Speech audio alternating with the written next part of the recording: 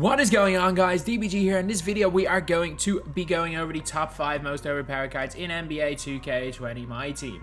So before we get on to it, a big thank you for 200,000 subscribers. So if you guys are new to the channel anyway, subscribe.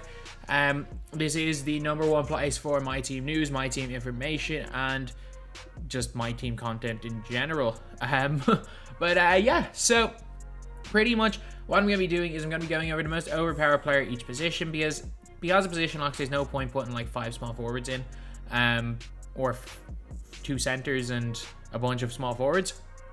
But either way, I am going to be talking about the best player at each position, as well as a backup or a runner-up or honorable mention. So also, it is only going to be primary positions, because again, I don't want, for example, it just to be all of the same position. So anyway, now we are going to get on to the 5 positions. So the point guard position, I think, in my opinion, might be the most obvious one too. And I just think that, objectively speaking, LaMelo's my favorite, and it's not even close. Not even close for me. LaMelo's the best. And then at number 2, this is a really close one, because I think, personally, I don't think many people would argue that GOAT Magic is not number 2. Unfortunately, I don't have GOAT Magic, so let's just put in Campus Legends Magic just to make this up. But GOAT Magic, 99 every stat, basically every Hall of Fame badge, as well as an elite behind the back.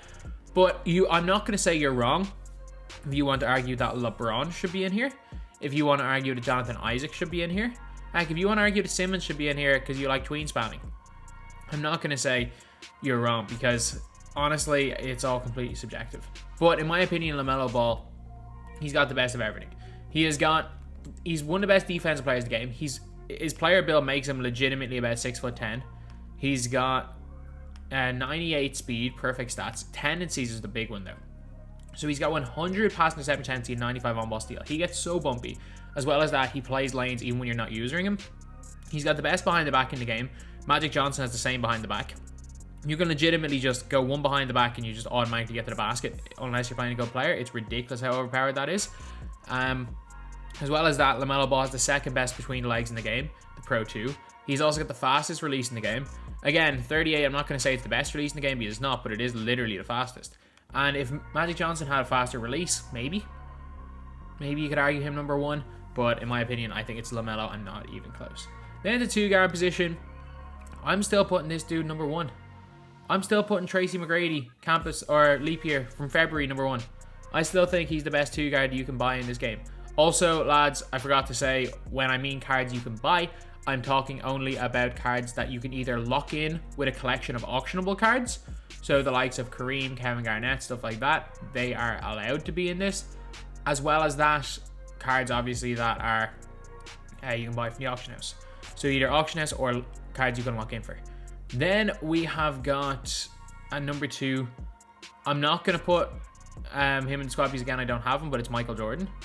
Michael Jordan, GOAT Jordan. So GOAT Jordan, 99 every single stat. Not a great crossover. Behind the back though is good. He's got a great 3 ball. Well, he's got 99 every stat basically. And every Hall of Fame badge you need. But Tracy McGrady, I think he's just better. He's just got a better jump shot. His behind the back isn't ideal, but he's taller. He's got all the... He doesn't have quite as many Hall of Fame badges, obviously, but he has everything you need. He's everything you need. Certain stats that he's bad at, like post-up, don't really matter for a 2 guard or standing dunk. Everything that matters, he does really well. Super fast, super good jump shot. One of the best releases in the game. And in my opinion, Tracy McGrady is in here as the best 2 guard in the game. With GOAT Michael Jordan, obviously not this one. This one's pretty good, but GOAT Jordan is number 2. That you can buy, obviously. Because I would probably have T-Mac DeRozan, maybe? As these 2. Then we have got the small forward position. And I think it's not particular... Like, in my opinion, number 1 is kind of out on his own. And then you can kind of debate. So I think number 1 is... Where is Giannis? Number 1 is Galaxy Opal Giannis. Glitchy behind the back, a really easy release on half quick draw. Only gold range extender, so that is a big problem with Giannis. But at the same time, when his go card comes out, it's going to be ridiculous. He's got a great post fader, a great post hook, fantastic mid range and 3 ball. His release is cash.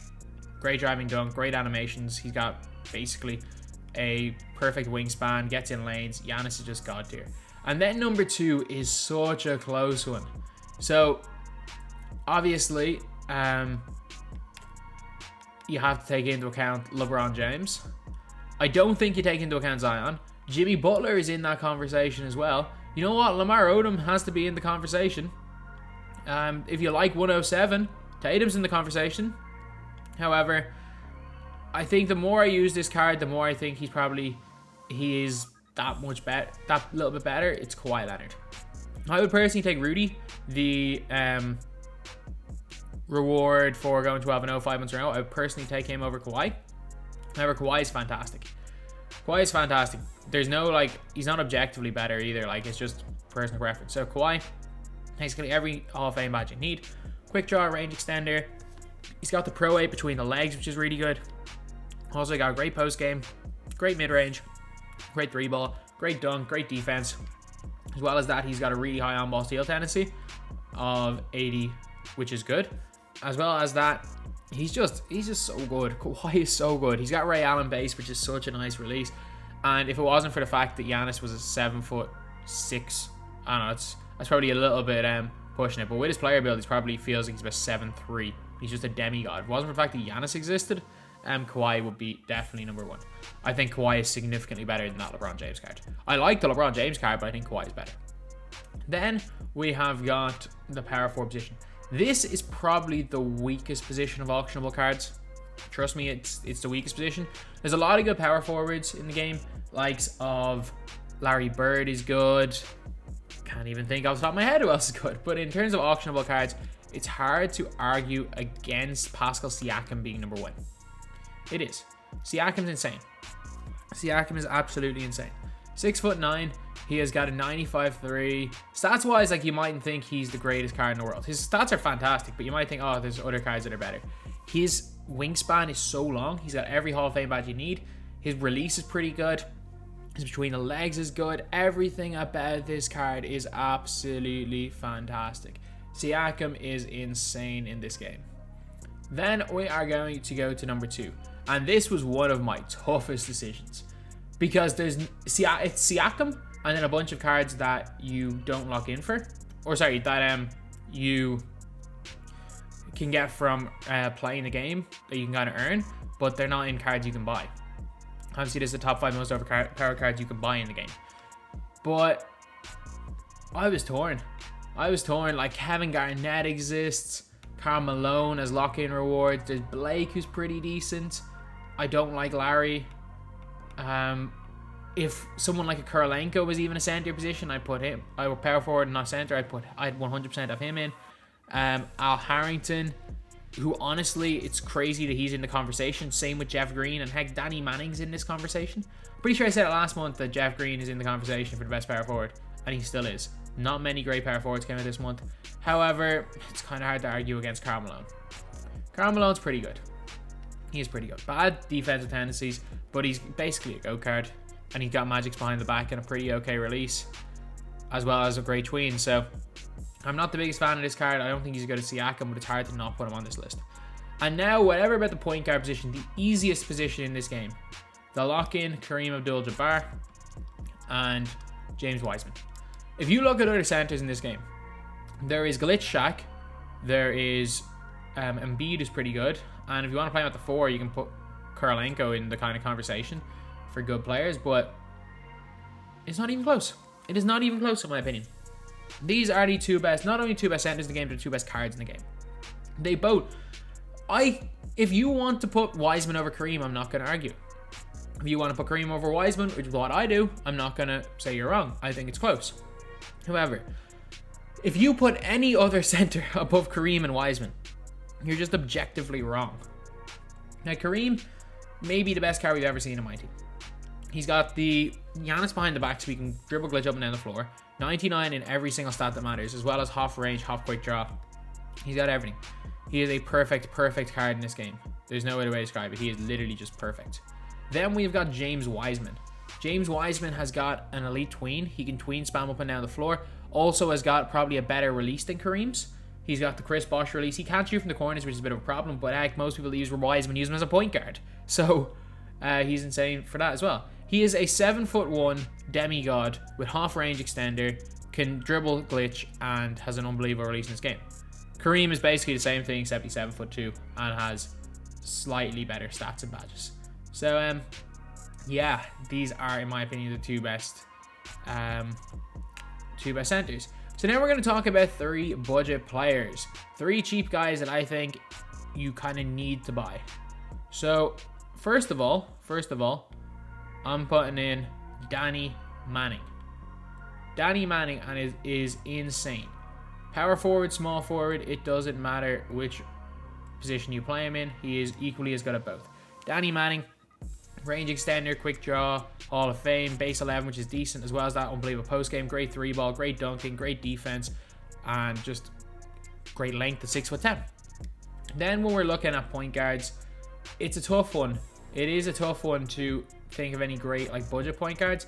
However, if you want to go with height, a lot of people would say put in Reggie Theus or put in Penny Hardaway. I'm telling you this right now, this dude's better than both. Good old Bonga. Bonga, I still think is better than Penny Hardaway and better than Reggie Theus because his release is so much better. I think Bonga is still one of those really underrated cards in the game and a great card. Then, if you're looking for a big man centers, you know what? This is what I would do. If you are looking for a big man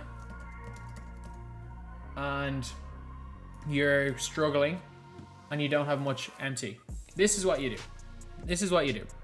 You go back out of all this. You don't even look at the auction house. You type in locker code. You type in players -club CLUB -bowl. You're gonna see where I'm going with this. BOL-A4 6 or 6. And this right here gives a locker code for a player, and it is a Players Club player.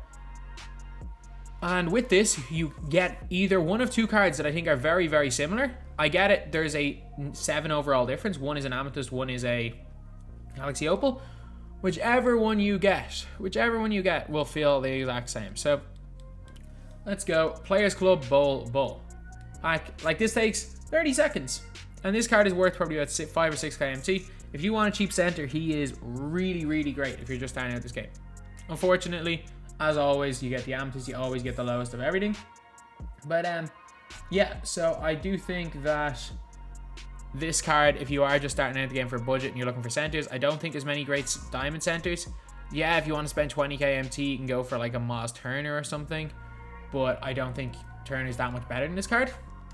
So if I was putting in a budget center, considering the fact he is literally free, I would put in good old Bowl right here.